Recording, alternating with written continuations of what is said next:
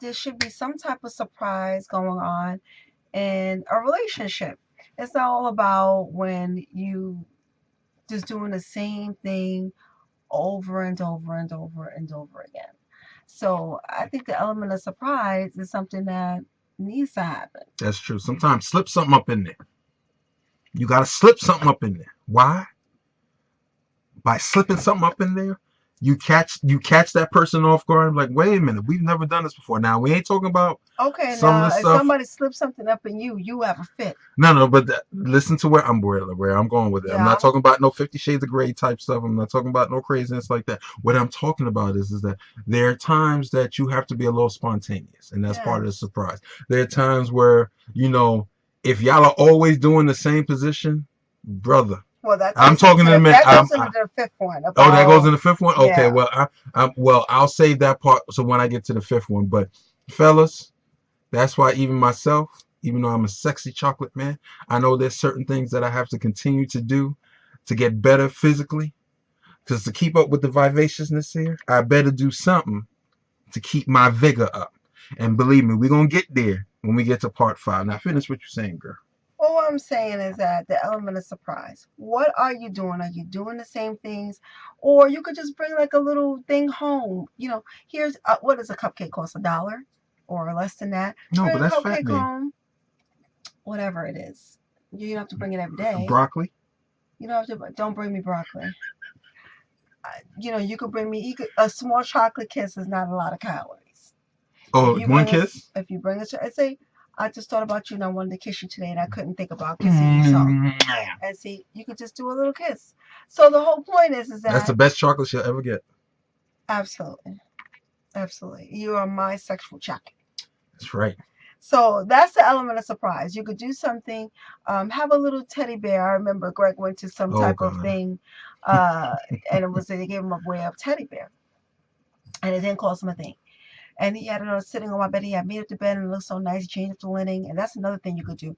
An element Prepare the room. You can change if you are the only one doing it all the time, changing the linen and stuff like that. If your husband comes home, when I came in the house, everything was changed. He changed up the bed and everything, and he had this cute little teddy bear sitting on the top. And he was like, you know what? I saw this. You know what? It was so cute, and now it sits on my bed, and it's just an element of surprise. And it didn't cost him a thing, but it just cost him a little bit of his time to say, let me change the linen, and then let me think of my wife and what I could do something special for her. So I thought that was so nice, and it's just an element of surprise when you walk into the house, and it's like, oh my God, did he just do that for me? Oh, he just did that for me. And then you're like, okay, this is amazing. So then he gets a smile, and then he gets a little something. Biscuits! Because you did get a little something. Biscuits! So that's a cold word for you adults. Y'all get that with it. We'll deal with that in some that's gonna be couples motivators after dark. But biscuits. Oh, I like that. Couple motivators after dark. Biscuits. So the last one is your what are you doing to bring the erotica into your life? The little what are you doing? You talking about the oils? Are you doing some sensual things? Are you doing some things to add a little? Are you doing the same thing over and over and over? Because sex can be boring. Sex needs to happen in your life, in your love life. Sex needs to happen. And love a couple of times a week. A love making needs to happen, and that needs to be a part of it. You need to you need to take your time. Women like to take our time and make sure you need to set up the room and set up the area where we like for you to know that you took time to think about us. So set the mood. Well, you keep doing it. If it's still always missionary, what you gonna do all the time missionary? There's other places in the house you're also gonna have You're sex. so sweet. You could take a shower together. You could do some things. Rub her feet, rub his head, whatever. Because he has a voice, so he does that. Go ahead, Gregory. Now this is your chance. Go ahead. Let me sit back. Because God only knows what he's gonna say. Well, what I would say is that some of the things I can say right now will help you. That's men and women.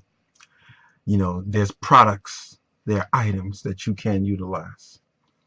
one of the things that I remember during the time, and from what I know, as it's been in the Bible, which most of you probably ascribe to, is that anything that goes on in the bedroom is undefiled, because that is supposed to be your chamber.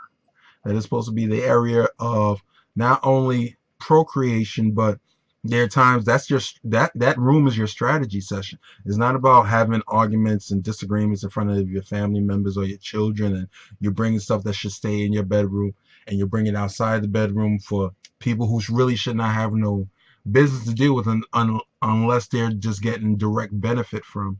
So when you realize that you got to get the oils, you got to get the different oils. Some of you essential oils. You got to know, you got to work it. Do your research, because there have been many mistakes. If you know that there's stuff that there's certain parts of the body you can't put oils in. Oh, no. You just might, believe you me, we've experimented. And so we can tell you from experience, not from, oh, we read it. No. We can tell you there are certain oils that don't go on certain parts of the body. That goes from male and female. There are certain times, but there's a way that you have to allow yourself to be anticipatory. And what do I mean by anticipatory? I mean from the standpoint of, if you're thinking beyond yourself, you're not just thinking for self. If you're thinking beyond yourself and you're saying, you know what? Like that time when I changed the linen and stuff like that. That wasn't something I particularly do. And it wasn't even something that I can't do. It's just something that I don't usually do. Cheryl's the one who usually maintains. You know how women are. They get a home. They want to decorate. They want to do everything. You know, we step in. We start coming out, duck out of water. And next, that creates conflict. So I figured out, after being with this woman so long, I kind of see some of her patterns. And then for that particular day, I got it totally right. I was able to change the linen, redo the bed. And, her little bear Cody was there waiting for her. And, it wasn't, for me, it wasn't a big thing, but for her it was. And that let me know one thing too. Sometimes what we think is so minuscule is actually the thing needed. And that goes back to what I was talking about with the Martin episode, which brought a great lesson. It wasn't that Martin ran out there and spent thousands of dollars on something. He bought from the same lingerie store, he got the footstool. And that footstool probably got Martin in that type of, even though we know that's make-believe and that's television. But the Martin that did that got some good stuff for a while, because that showed that he went beyond himself. He went beyond it, just saying, okay, it's this particular time of the year, I'll just get her this particular thing and keep it moving. No, he thought outside the box. He didn't just think about himself, because of course, when we give gifts, and that's why when we go back to the title of today's episode, the reason why we added, but it does, because see, men, we know we pay for it.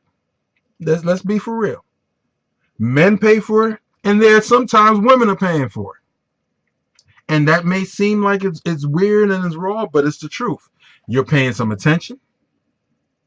You're paying, sometimes you're investing. If you're spending money and you're taking them out to dinner, regardless of, like my wife stated, date night, that date night still costs something. It costs some sort of energy. And it's not so much about you running out there and you're spending all this. No, if she's talking about having a nice little picnic, someone has to prepare the food. Someone had to spend time.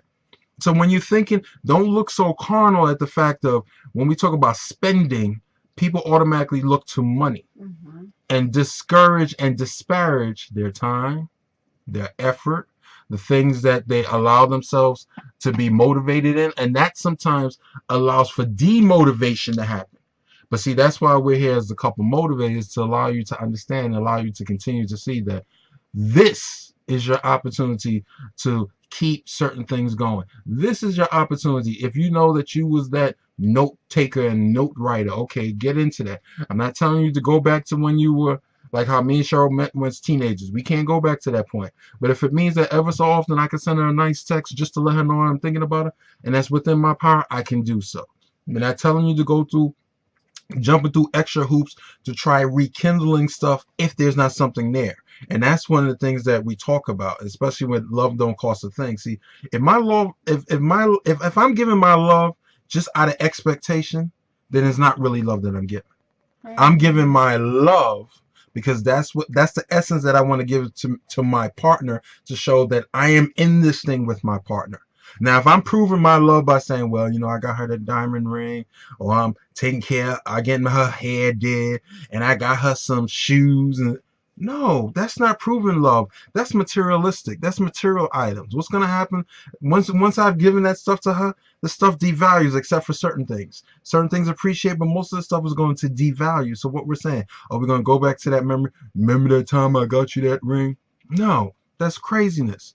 But when you start to understand that the real things, your memories, those things that you have allowed yourself to be in partnership with and be in concert with that particular person that you're in love with, that you're building a life together, or if you're engaged or about to get married or just dating, that you are contemplating, building that life together with, you have to understand, if you're going to allow certain things to be at a happy place, and you want that relationship to be at a happy place, you must understand there's certain things that you should never let get clogged up, backed up.